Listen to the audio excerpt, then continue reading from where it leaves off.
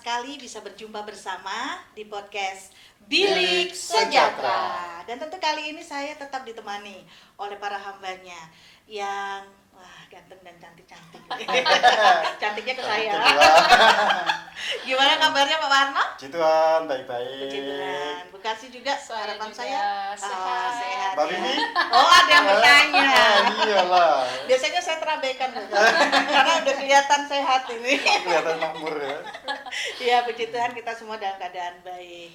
Apalagi dengan topik yang sekarang ini Pak Warno, Ya. kita akan bicarakan tentang biasanya wanita itu kalau menginginkan sesuatu itu terlupakan untuk berkompromi dengan suami.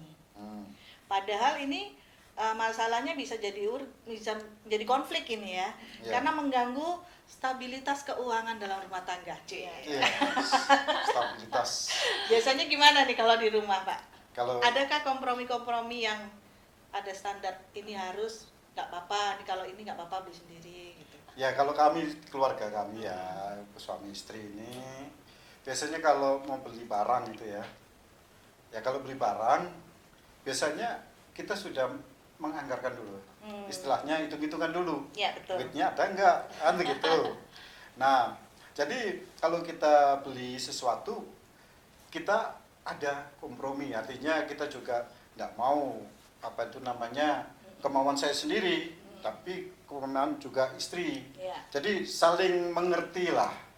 Tetapi kalau hal-hal yang sifatnya ya kecil-kecil, makanan, buah, apa itu biasanya nggak perlu diskusi. nggak perlu diskusi.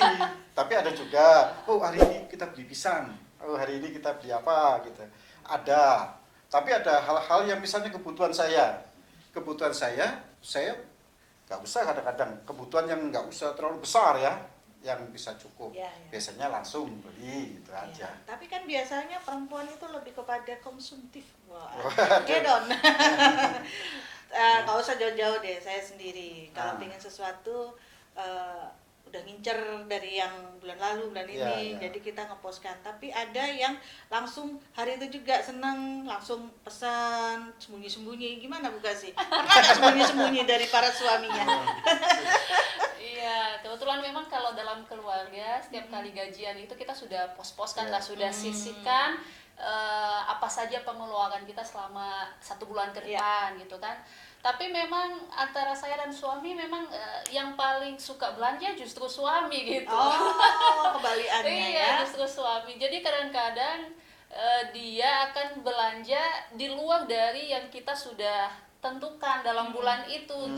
Ya memang kadang-kadang pada akhirnya mengganggu stabilitas keuangan kan. Nah, itulah akhirnya kita jadi konflik gitu. Kadang saya marah kan tiba-tiba paket. Baru COD lagi. COD lagi kan. Wah, terus suami nggak ada lagi. Suami nggak ada di rumah. Aduh, kadang saya bayar langsung karena kasihan kurirnya kan sudah datang. Terus kadang karena marah, saya bilang aja ke kurirnya, Mas nanti balik lagi ya, suami saya lagi keluar. Nah itu yang saya maksudkan di sini. Timbul konflik. Konflik. Apalagi kalau dibilang salah satu dari kita doyan belanja. Memang media itu menarik perhatian. Barang-barang yang dijual ya Pak Warno ya. Kadang-kadang kita nggak kefikirkan untuk membeli, akhirnya ini butuh juga nih di rumah. Nah, banyak kebutuhan memang. Betul. Apalagi kalau kita lagi jalan-jalan gitu. Ini perlu. Ada aja yang kayak muncul. Iya, muncul. Itu bukan lapar mata ya Pak? Bukan lapar Bisa mata. jadi juga, bisa jadi kan? Bisa jadi. Iya, karena prinsipnya laki-laki ini biasanya lebih baik minta maaf daripada minta izin. Iya, biasanya begitu. Sebenarnya ini dibahas nggak sih Pak dalam Alkitabiah ini? Saya ingin tahu. Ya intinya antara suami istri memang perlu komunikasi. Jadi jangan sampai kemauan suami, wah saya kepingin gini-gini tanpa sepengetahuan istri. Kemauan istri juga harus pengetahuan suami. Karena kan kalau sudah dalam rumah tangga itu kan tidak ada hartaku. Uang laki sama uang perempuan tidak ada. Nah, itu bahaya tuh Pak kalau ada. Jadi kalau dalam Alkitab itu kan jelas. Dalam kitab itu 1 Korintus 10 ayat 24. Jangan seorang pun yang mencari keuntungannya sendiri, tetapi hendaklah tiap-tiap orang mencari keuntungan orang lain.